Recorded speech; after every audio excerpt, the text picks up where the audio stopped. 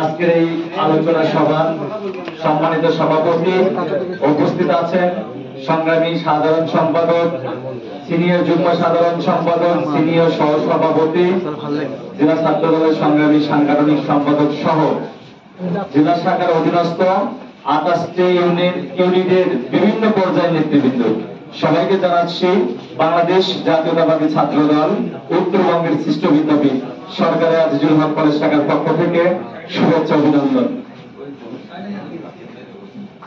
আমি প্রথমে জানাচ্ছি আমাদের কমিটি হচ্ছে 54 সদস্য বিশিষ্ট।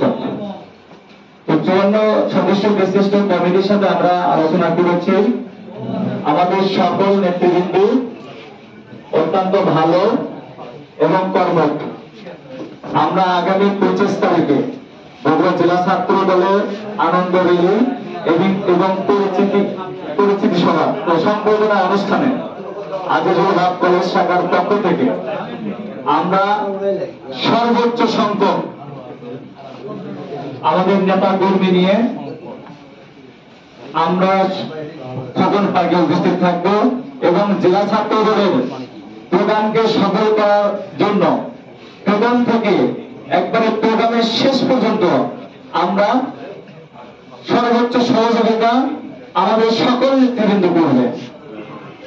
সবাইকে ধন্যবাদ এবং জেলা ছাত্র দলের সকল নেতৃবৃন্দকে ধন্যবাদ কথা বলার সুযোগ দেওয়ার জন্য।